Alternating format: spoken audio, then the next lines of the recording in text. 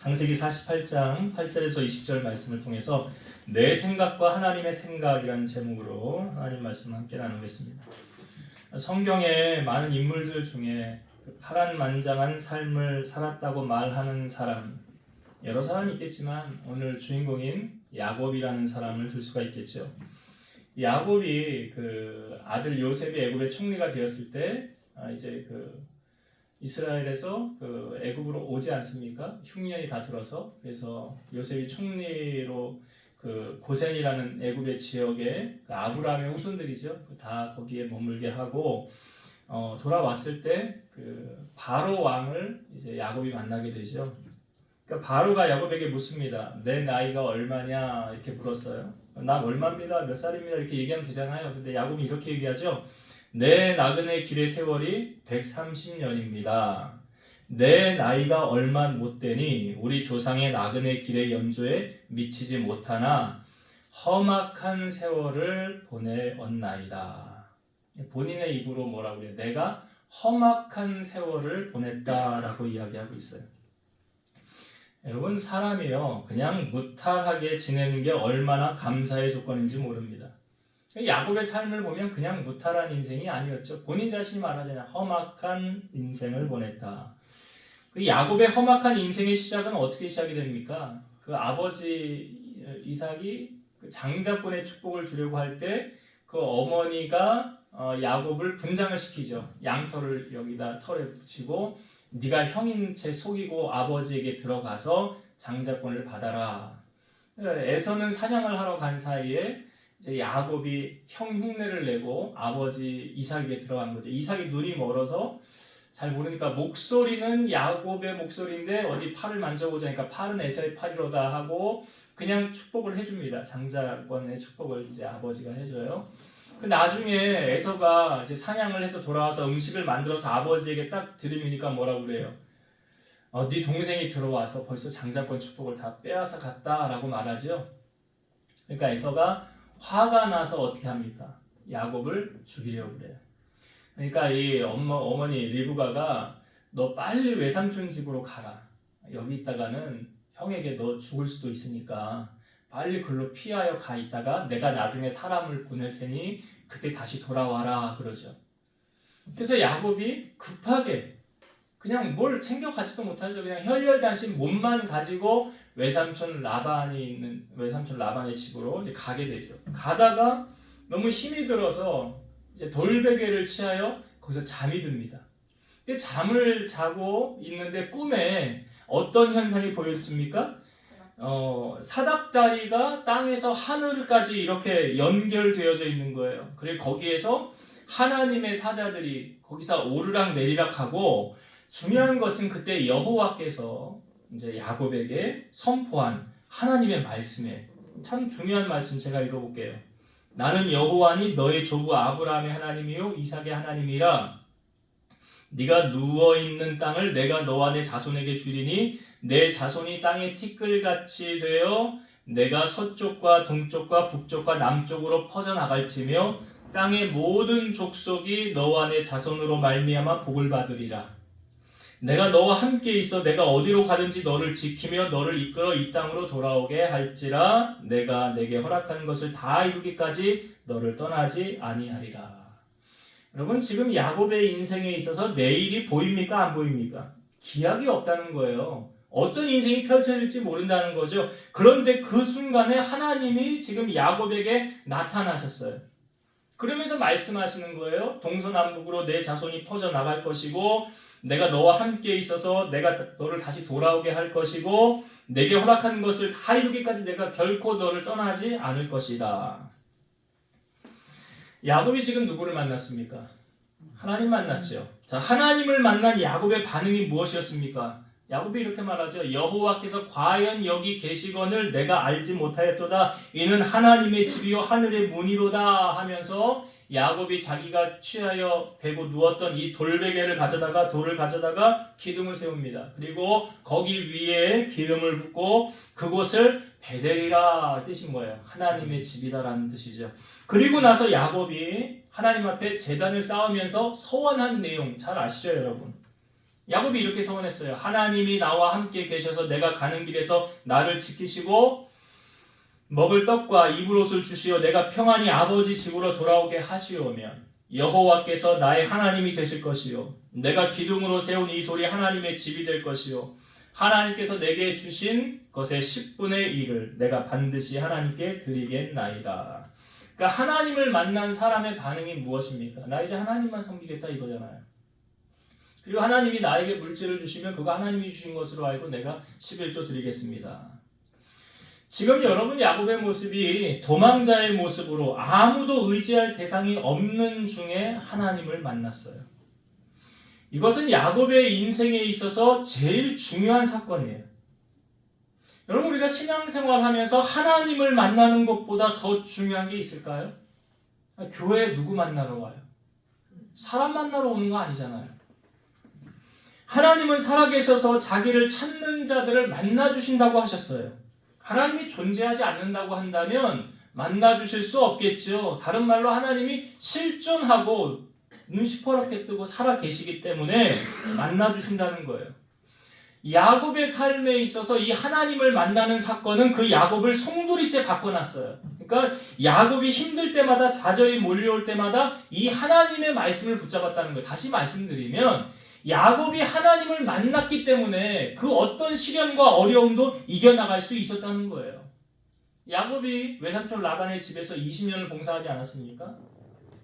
그리고 나서 이제 하나님께서 가라라고 말씀하셨을 때 하나님이 야곱의 집을 세우시고 복을 주셨을 때에 외삼촌 몰래 도망을 가죠. 근데 이 라반이 쫓아오잖아요.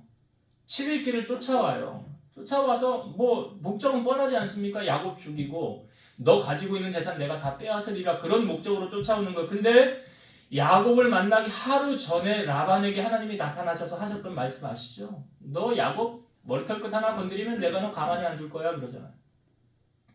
그래서 다음날 이제 만나서 이렇게 라반이 인사하잖아요. 너 왜 나한테 인사도 안 하고 그냥 야반도주하듯이 도망갔냐? 나한테 인사도 하고 우리 딸들하고도 인사하고 그리고 갔어야지. 근데 실상 속마음은 뭐예요? 너를 해할 만한 능력이 내 손에 있었으나 네가 섬기는 하나님이 어젯밤에 나에게 나타나셔 말씀하시더라. 야곱 건드리지 말라고. 그래서 내가 그냥 인사만 하고 가려고 한다. 그랬더니 그때 여러분 야곱이 이 외삼촌 라반에게 한 말이 아주 유명한 말을 하죠. 이렇게 말했죠. 내가 이 20년을 외삼촌과 함께 하였거니와 외삼촌의 암양들이나 암염소들이 낙태하지 아니하였고 또 외삼촌의 양떼의 순양을 내가 먹지 아니하였으며 물려 찢긴 것은 내가 외삼촌에게로 가져가지 아니하였고 낮에 도둑을 맞았든지 밤에 도둑을 맞았든지 외삼촌이 그것을 내 손에서 찾았으므로 내가 스스로 그것을 보충하였으며 내가 이와 같이 낮에는 더위와 밤에는 추위를 무릅쓰고 눈붙을 겨를 없이 지냈나이다. 내가 외삼촌의 집에 있는 이 20년 동안 외삼촌의 두 딸을 위하여 14년 외삼촌의 양떼를 위하여 6년을 외삼촌에게 봉사하였거니와 외삼촌께서는 내 품삯을 10번이나 바꾸셨으며 우리 아버지 하나님 아브라함의 하나님 곧 이삭의 경외하는 이가 나와 함께 계시지 아니하셨더라면 외삼촌께서 이제 나를 빈손으로 돌려보내셨으리다마는 하나님이 내 고난과 내 손의 수고를 보시고 어젯밤에 외삼촌을 책망하셨나이다. 그러니까 야곱은 상급을 누구에게 받은 거예요? 하나님께 받은 거예요. 라반에게 받은 거 아니에요. 야곱이 말하잖아요. 우리 아버지 하나님 아브라함의 하나님 이삭의 경외하는 이가 나와 함께 계시지 아니하셨더라면 다른 말로 하면 임마누엘의 하나님 나와 함께 하신 하나님 그 하나님이 내 수고를 보시고 나에게 갚아주셨더라. 그러니까 여러분 야곱은요 그 힘들 때마다 베델에서 만난 하나님 나를 떠나지 않고 나와 함께 하신다고 말씀하신 그 하나님의 말씀을 붙잡고 그 인생길을 걸어가고 있다는 거예요. 그 하나님이 내 삶을 책임지고 계신다는 것을 확신하면서 야곱이 나가고 있다는 거예요. 여러분 하나님을 만나면 이런 확신으로 우리가 믿음 생활을 하게 되는 거예요. 좌로나 우로나 치우치지 않게 됩니다. 사람의 소리에 요동하지 않게 됩니다. 그러니까 야곱의 인생에 있어서 베델의 사건은 그의 일생일대 사건. 요셉이 그 이제 애굽의 총리로 있을 때 야곱이 지금 130세에 왔잖아요. 그리고 17년이 지났어요. 그러니까 야곱이 147세 생을 마감하게 되는데 그 야곱이 병들었다는 소식을 요셉이 듣습니다. 그리고 나서 요셉이 두 아들 므낫세와 에브라임과 함께 야곱을 찾아가요.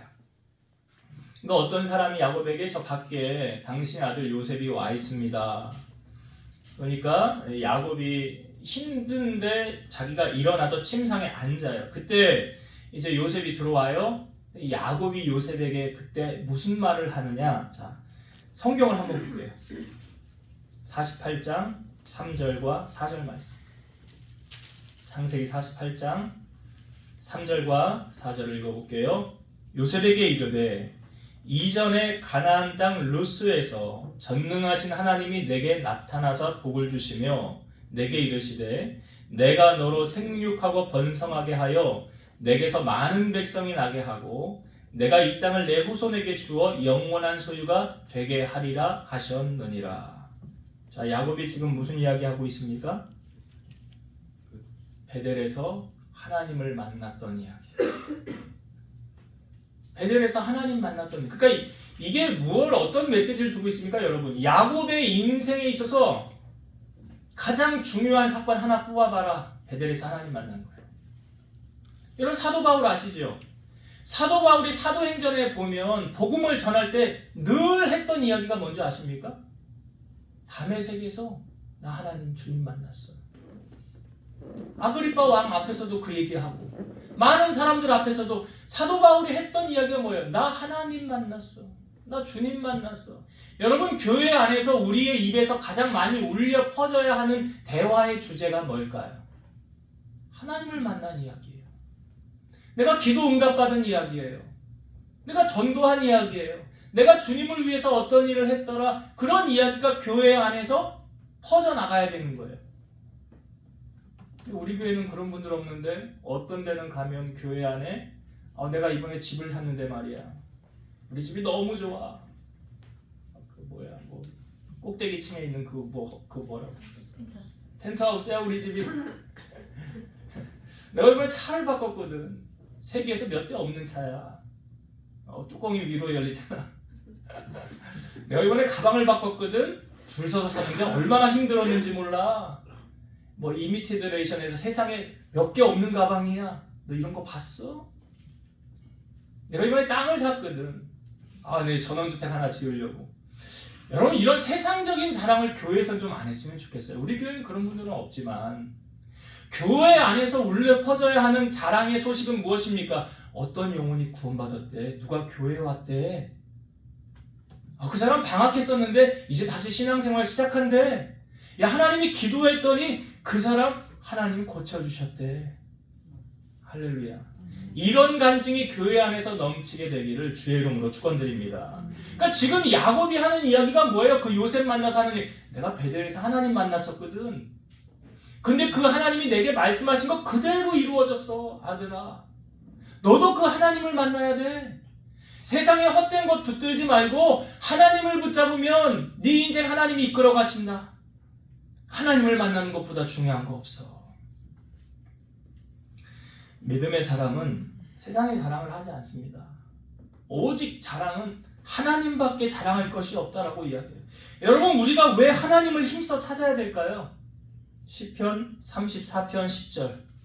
젊은 사자는 궁핍하여 줄일지라도 여호와를 찾는 자는 모든 좋은 것에 부족함이 없으리로다. 여호와를 찾는 자는이에요. 그래서 시편 23편 1절 무엇입니까? 잘 아시잖아요. 여호와는 나의 목자시니 내게 부족함이 없으리로다.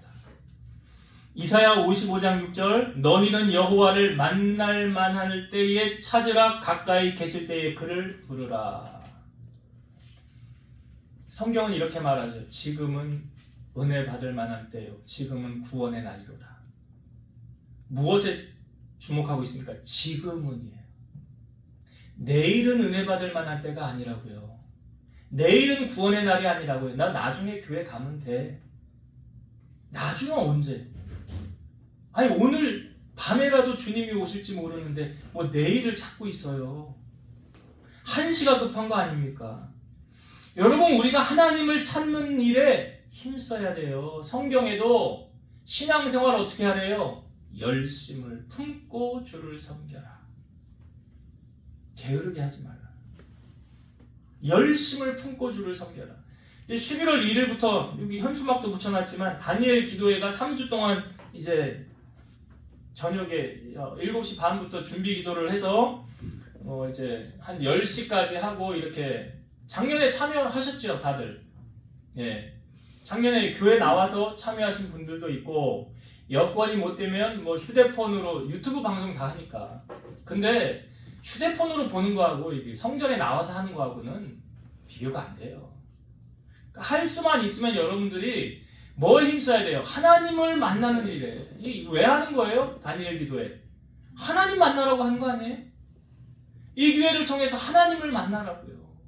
지금 야곱이 요셉에게 하는 이야기가 뭐예요? 이제 생을 얼마 남지 않았어요. 야곱의 인생. 그 죽기 전에 12아들들이 이제 예언하는 걸로 이제 야곱의 인생이 마감하는데 그 바로 전장이란 말이에요. 48장에. 그 야곱이 하는 말이 뭐예요? 내가 하나님 만난 이야기하고 있잖아요. 여러분, 하나님 만나는 것보다 중요한 게 없다는 것을 오늘 야곱을 통하여 우리에게 보여주고 있지 않습니까? 여러분, 사람들이 왜 망하는 줄 아세요? 성경이 말하잖아요. 하나님 말씀하셨어요. 나를 아는 지식이 없어서 망한다. 하나님 모르니까 방자에 행하고 내가 주인인 양 교만하게 행하니까 망한다는 거예요. 그럼 흥하려면 어떻게 해야 돼요? 하나님을 알아가야지요. 하나님을 알아가야지. 여러분, 믿음의 사람이 롱런하는 이유, 오늘 그 야곱이 그 증명을 하고 있잖아요. 내가 그 험악한 세월을 보냈음에도 불구하고 내가 오늘 이렇게 믿음 안에 거하는 이유는 내가 하나님을 만났고 그 하나님이 내게 주신 말씀 붙잡고 내가 오늘날까지 살았기 때문에 오늘의 내가 있다라고 말하는 거예요. 세상의 모든 것을 다 잃어도 하나님이 함께 계시면 다 회복시켜 주시잖아요. 야곱도 요셉을 다시는 못 만날 줄 알았죠. 죽은 줄 알았잖아요. 그 아들들 10명이 요셉 죽었다고 얘기하면서 그 요셉의 옷에 피를 묻혀서 가져가 주지 않습니까? 사실 애국으로 팔아갔지만. 근데 다시 만나게 되는 그 은혜도 하나님이 허락하신 거잖아요. 그러니까 세상의 모든 것을 다 얻어도 하나님을 잃으면 다 잃게 되는 거예요. 그러니까 다른 것 다 놓치고 손해를 봐도 여러분, 하나님을 만나는 일에 투자를 하시고 앞장서시고 은혜 받는 자리 빠지지 마시고 주의 일에 더욱 힘쓰는 여러분들이 되시기를 주의 이름으로 축원드립니다. 자, 요셉이요 이제 야곱에게 두 아들 데려갔잖아요. 므낫세와 에브라임. 첫째가 므낫세, 둘째가 에브라임이에요. 이 아들들을 이제 야곱이 눈이 멀어서 병으로 인해서 앞을 못 보게 된 거예요. 근데 요셉에게 이렇게 말하는 거예요. 네가 낳은 두 아들 에브라임과 므낫세는 내 것이라. 르우벤과 시므온처럼 내 것이 될 것이라. 이들 후의 소생은 네 것이 될 것이며 그들의 유산은 그들의 형의 이름으로 함께 받으리라. 지금 야곱이 이게 무슨 얘기하는 겁니까? 요셉에게 네가 낳은 므낫세와 에브라임 있지? 사실은 야곱에게서 보면 손자잖아요. 므낫세, 에브라임, 요셉이 낳은 손자 아닙니까? 근데 손자가 아니라 아들같이 되리라 라고 말하는 거예요. 그러니까 학렬이라는 것이 있잖아요. 이렇게 딱 정해지면 바꿔지지 않는 건데 지금 야곱이 요셉의 아들들을 손자뻘인데 손자로 대우하지 않고 아들로 대우하겠다라고 학렬을 지금 요셉이 바꾸겠다는 거지. 야곱이 바꾸겠다는 거죠. 이스라엘의 12지파는 야곱의 12아들이잖아요. 근데 12지파 가운데 레위지파는 거기서 빼지요. 숫자에 포함되지 않죠. 하나님의 일을 한다고 레위지파는 뺐어요. 그러면 11지파가 되잖아요. 근데 사실은 그 11지파 안에 레위가 빠진 11지파 안에 요셉이 들어가야 되는데 요셉이 들어가지 않고 누가 들어갑니까? 거기에 므낫세와 에브라임이 들어가는 거예요. 그래서 11, 12이 채워지는 거예요. 그렇게 해서 12지파가 형성이 되는 거죠. 요셉이 이 두 아들을 이제 야곱에게 데리고 앞으로 가게 됩니다. 그러니까 야곱이 이스라엘이 야곱이 앞을 못 본다고 그랬잖아요. 그러니까 요셉이 그 할아버지하고 이제 인사를 한 뒤에 애들을 띄워놓고 절을 한 다음에 두 아들을 이제 아버지 앞으로 야곱 앞으로 데리고 가요. 근데 요셉이 어떻게 데려가냐면 제가 야곱이라고 한다면 오른쪽에 이제 므낫세를 서게 하고 왼쪽에 에브라임을 서게 한 거예요. 이쪽에 장자, 이쪽에 차자. 그렇게 서게 하는 거예요. 그러니까 이스라엘은 오른손은 장자의 축복, 그러니까 장자를 상징하는 거죠. 힘의 상징이잖아요. 그러니까 므낫세를 이쪽으로 요셉이 데리고 오고 야곱이 에브라임 둘째를 이쪽에 앞에 이렇게 서게 한 거예요. 자, 그런데 이 야곱이 이들에게 축복을 하는데 보통은 이렇게 축복을 해야 맞잖아요. 근데 손을 이렇게 엇갈려서 축복을 하는 거예요. 야곱의 오른손이 에브라임을 향하고 왼손이 므낫세를 향하게 이렇게 축복을 합니다. 그러니까 요셉이 이렇게 가만히 보니까 아버지 그거 아니잖아요 그러는 거예요. 아버지 그렇게 하면 안 되잖아요. 사실은 얘가 장자고 얘가 차남인데 손을 엇바꿔서 놓으면 안 되잖아요 라고 말하니까 야곱이 나도 안다라고 이야기를 하는 거예요. 나도 안다. 자, 이 부분을 성경을 한번 봅시다. 자, 17절부터 한번 볼게요. 17절부터 지금 손을 이렇게 엇바꾸어 놨어요. 자, 이 모습을 본 이제 요셉의 반응을 한번 보자는 거예요. 요셉과 야곱 17절부터 봅니다. 요셉이 그 아버지가 오른손을 에브라임의 머리에 얹은 것을 보고 기뻐하지 아니하여 아버지의 손을 들어 에브라임의 머리에서 므낫세의 머리로 옮기고자 하여. 그러니까 아버지 손 이렇게 지금 돼 있잖아요. 근데 손을 들어서 이렇게 바꿔놓으려고 그러는 거예요 지금 요셉이. 자, 18절. 그의 아버지에게 이르되 아버지여 그리 마옵소서 이는 장자이니 오른손을 그의 머리에 얹으소서 하였으나 그의 아버지가 허락하지 아니하며 이르되 나도 안다 내 아들아 나도 안다. 그도 한 족속이 되며 그도 크게 되려니와 그의 아우가 그보다 큰 자가 되고 그의 자손이 여러 민족을 이루리라 하고.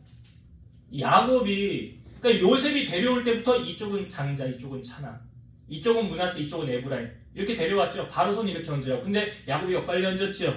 근데 엇갈려 얹은 것을 오른손이 이제 차남 이쪽은 장남인 것을 그렇게 하는 것을 요셉이 원하지 않았다는 거예요. 손을 바꿔서 놓으려고 그랬는데 아버지 얘가 장남이고 얘가 차남이잖아요. 그랬더니 야곱이 뭐라고 해요? 나도 안다라고 말하는 거예요. 나도 그거 알아 하면서 이렇게 놓는 거예요 지금.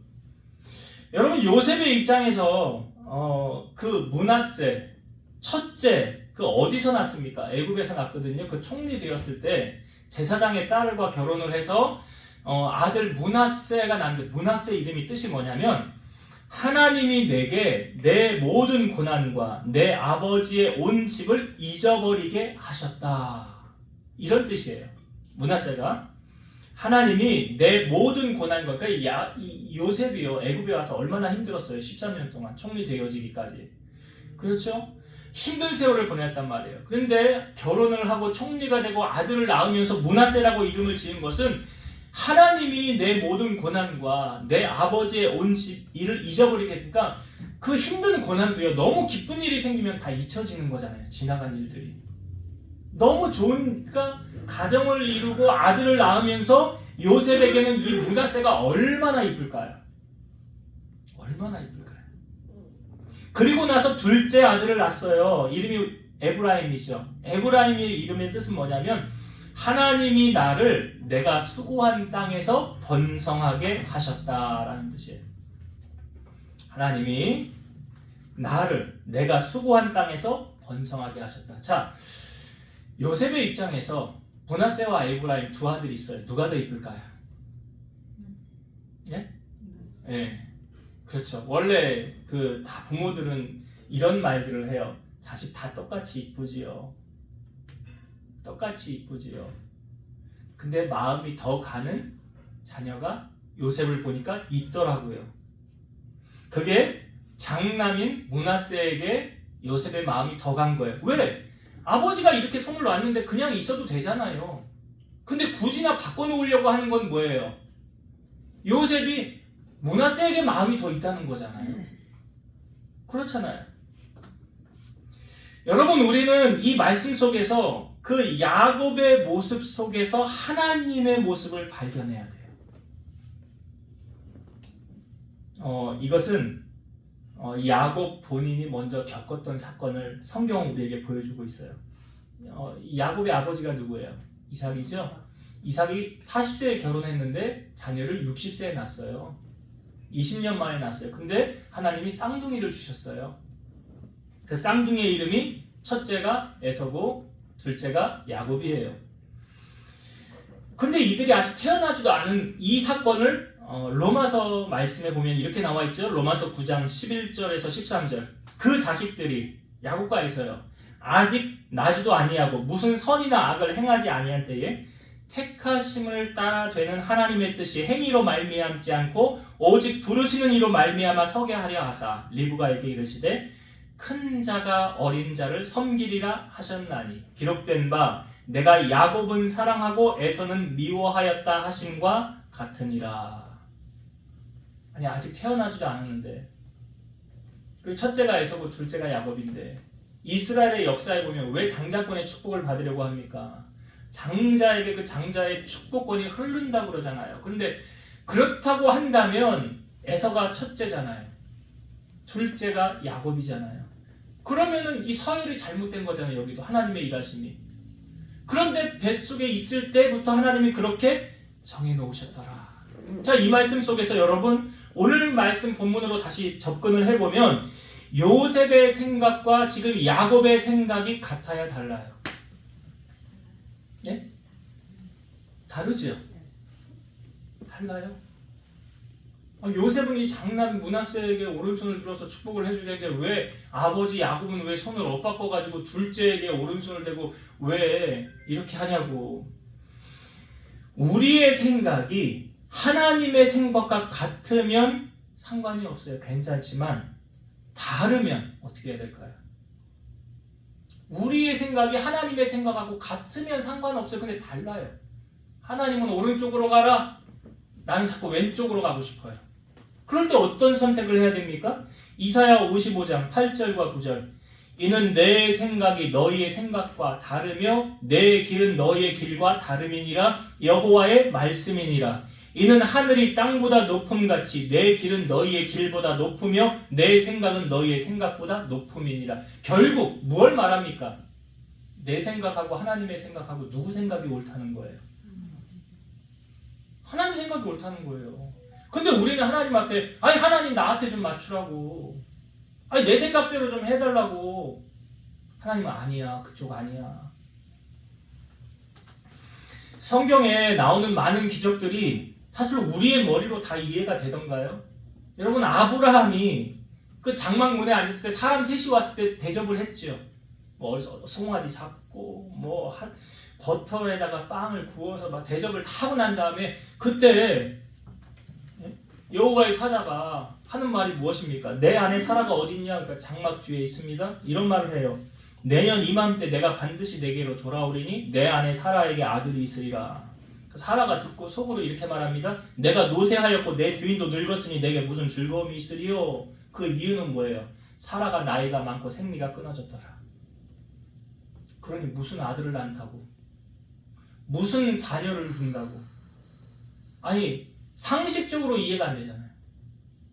아니 아이를 낳으려면 배란을 해서 뭐 그게 형성이 돼야 되잖아요. 아이 낳을 몸이 돼야 낳는 거 아닙니까? 근데 이미 폐경됐는데 끝났는데 아이 못 낳는데 근데 아들을 준대잖아요. 이게 여러분의 생각으로 이해가 되냐고요. 이게 내 생각으로 이해가 되냐고요. 내 생각으로 이해가 안 되면 이게 믿어져요, 안 믿어져요? 믿어져요? 그러니까 내 생각으로 이해하려고 하지 마시라고요. 내 생각이 이해가 돼야 내가 믿겠다? 천만의 말씀. 하나님 그런 거 아니에요. 내가 일단 순종을 하고 나서 하나님이 그 다음에 어떻게 하는가 보자. 이게 먼저라고요. 근데 우리는 꼭 따져요. 상식적으로 내 생각으로 내 머리로 이해가 돼야 믿지. 그거 어떻게 난 이해가 안 되는데. 지금 사라가 그런 거 아니에요? 그런데 그때 사라가 웃으며 말하니까 하나님 말씀하시죠. 내가 늙었거늘 어떻게 아들을 낳으리요 하느냐? 여호와께 능하지 못한 일이 있겠느냐? 기한이 이를 때에 내가 내게로 돌아오리니 사라에게 아들이 있으리라. 따라합시다. 여호와께 능하지 못한 일이 없다. 하나님 다 하실 수 있다고요. 그냥 하나님이 말씀하시고 내가 그렇게 할 거야 그러면 하는 거예요. 근데 그걸 우리가 머리로 이해해야 믿겠다고 하니까 하나님 얼마나 답답하시겠어요. 내가 그냥 하면 돼. 근데 왜 너는 네 머리로 믿어야 이해가 돼야 믿겠다고 하니? 그러면 사라는 아이 못 낳는 거잖아요. 내 상식으로 폐경이 됐으니까 아이를 못 낳는 거 아닙니까? 가브리엘이라는 천사가 마리아에게 나타나서 이렇게 말합니다. 은혜를 받은 자여 평안할지어다. 주께서 너와 함께 하시도다. 마리아여 무서워하지 말라. 네가 하나님의 은혜를 입었느니라. 보라 네가 잉태하여 아들을 낳으니 그 이름을 예수라 하라. 그러니까 마리아가 이렇게 말해요. 나는 남자를 알지 못하니 어떻게 이런 일이 있겠습니까? 아니 근데 남자를 모르는데 어떻게 내가 임신을 할 수 있겠냐 이 말이에요. 천사가 말합니다. 성령이 내게 임하시고 지극히 높으신 이의 능력이 너를 덮으시리니 이러므로 나실 바 거룩한 이는 하나님의 아들이라 일컬어지리라. 보라 내 친척 엘리사벳도 늙어서 아들을 배었느니라. 본래 임신하지 못한다고 알려지니가 이미 6달이 되었나니 대저 하나님의 모든 말씀은 능하지 못하심이 없느니라. 따라합시다. 하나님의 모든 말씀은 능하지 못하심이 없다. 그럼 하나님 말씀하시면 돼야 안 돼요? 되는데 왜 이해가 안 되면 못 믿느냐고요. 왜 내 머리로 이해가 돼야 믿겠다고 하냐고요. 그게 뭐예요? 내 생각과 하나님의 생각이 지금 다른 거 아니에요? 하나님은 하시려고 하는데 네가 못 믿으니까 내가 못하겠다 그러면 어떻게 하실 거예요? 그거잖아요 지금. 그러니까 여러분 내 생각을 내려놔야 하나님의 일하심을 볼 수 있는 거예요. 내 생각대로 이해가 안 돼도 뭐가 먼저예요? 순종이 먼저라고요. 그러니까 아브라함이 이삭을 바치려고 할 때 그 죽었다가 살아난 거하고 똑같다고 성경은 말하고 있죠. 모리아 땅에 가서 이삭을 바치라. 죽었다가 살아난 아이하고 똑같다고 성경은 말하고 있는 거예요. 잘 아시지만 저 여기 우림에 아림에 앉아있지만 의사가 우리 결혼 전에 아내 2번 수술하고 당신은 아이 못 낳습니다 그랬어요. 이미 불임 딱 선포를 했어요. 내가 그 의사 말만 믿었으면 아이고 나는 평생에 이제 자녀 못 낳고 살겠다. 제가 그렇게 안 했어요. 그건 당신 생각이에요. 하나님은 못하심이 없습니다. 여러분 오늘 우리가 그 마음 가져야 돼요. 그 믿음이 있어야 돼요. 세상의 논리로 안 된다 할지라도 하나님이 하시면 됩니다라는 이게 믿음 아니에요? 이게 히브리서 11장이 우리에게 말하는 게 뭡니까? 보이는 것은 나타난 것으로 말미암아 된 게 아니래요. 이미 꿈꾸고 있었던 것이 나타나시는 거예요. 이미 하나님의 계획과 역사는 다 준비되어져 있는데 내가 못 믿으니까 실행을 못 하시는 거 아니에요. 그걸 왜 내 머리로 이해를 하려고 그러냐고요. 지금 아브라함이 이삭을 낳은 거, 폐경이 된 거 하나님은 하실 수 있지. 그럼 자녀 주실 수 있어. 마리아? 남자를 몰라도 혼자 성령으로 임신하여 나타날 수 있어. 아니 그렇게 오셔야만 했던 이유도 우리가 말씀 다 나누었잖아요. 죄 없이 예수님 오셔야 되니까. 성령으로 오시는 방법밖에 없잖아요. 그러니까 하나님이 말씀하시면 안 될 것도 다 되잖아요. 그러니까 오늘 우리에게 그 믿음이 있냐 이거죠. 그러니까 내 생각을 내려놓고 하나님의 생각에 초점을 맞춰야 하나님의 일하신 그 기적을 우리는 경험을 할 수가 있다는 거예요. 오늘 야곱의 생각과 요셉의 생각이 다르죠. 그 속에서 우리는 하나님이 우리를 향하여 일하시고자 하는 그 계획을 우리는 발견해야 돼요. 그 믿음으로 하나님 앞에 나아가야 돼요. 그러니까 야곱의 말씀을 정리할게요. 자, 야곱이 지금 요셉을 만났을 때 처음 했던 말이 뭐라고요? 내가 하나님 만나니야. 여러분 하나님 만나셨죠? 하나님 만난 것보다 중요한 거 없어요. 신앙생활은 그 하나님을 만나는 그 은혜를 붙잡고 나아가는 거예요. 그래야 힘들고 어려운 시련이 와도 그때 하나님 내게 말씀해 주셨었지. 그때 하나님 나 만나 주셨었지. 그 하나님이 내 하나님이야. 야곱이 지금 그거 붙들고 간 거라고요. 베델에서 만난 하나님. 그 평생의 그의 삶의 인생 험악한 세월을 무엇으로 이겼습니까? 하나님을 만나는 그 은혜로 이겼다고요. 그거 붙잡고 살아야 돼. 신앙생활은 그거예요. 하나님 만나는 은혜 붙잡고 사는 거예요. 야곱이 지금 말하잖아요. 147세 그 나이에 이제 죽음을 앞둔 그 시기에 그 눈도 보이지 않고 기력이 없는 그 나이 할아버지가 요셉에게 한 말이 내가 베델에서 하나님 만났었다. 그 하나님이 내게 말씀하신 거 다 이루어 주셨다. 이게 유언이에요. 이게. 그래서 여러분 하나님을 만나는 일에 힘쓰셔야 돼요. 다른 거 다 놓치고 좀 손해본다 할지라도 은혜 받는 자리, 주님을 찾는 자리, 이거는 길을 쓰고 나오셔서 왜요? 이것이 내 삶을 이끌어 가더라니까요. 승리하게 하더라니까요. 그런 은혜가 여러분이 있길 바라고, 또 한 가지, 지금 두 아들, 요셉의 두 아들 므낫세와 에브라임 손을 엇받고 기도했던 것, 요셉의 생각과 야곱의 생각이 다르더라. 이 속에서 우리가 요셉이라고 한다면 야곱은 하나님이에요. 하나님의 생각과 우리의 생각이 같으면 상관없어요. 다르면, 상식적으로 이해가 안 되는 일을 만났을 때, 우리는 참 우리 마음이 약해졌을 때 다른 사람의 말에 많이 귀를 기울이고 그 사람의 말이 꼭 정답이냐 그렇게 따라가는 경우가 많아요. 근데 그러지 마세요. 뭘 붙잡고 나아가야 됩니까? 하나님 말씀 붙잡고 나아가요. 그 작은 자가 천을 이루겠고 그 약한 자가 강국을 이룰 것이라. 때가 되면 나 여호와가 속히 이루리라. 하나님 못하시는 것이 없어요. 불가능한 것이 없으신 하나님, 그 하나님이 나의 아버지, 여러분의 아버지이시라는 것을 믿고, 먼저 내 머리로 일하려고 하지 마시고요, 먼저 순종이 먼저예요. 순종함을 통하여서 하나님의 기적을 경험하는 여러분 되시기를 주의 이름으로 축원드립니다. 기도하시겠습니다. 오늘도 살아서 역사하신 하나님 감사합니다. 우리의 인생은 하나님이 우리를 이끌어가는 줄로 믿사오니 하나님을 만나는 은혜와 감격을 붙잡고 우리 성도들이 험한 세상 믿음으로 승리하게 하옵소서.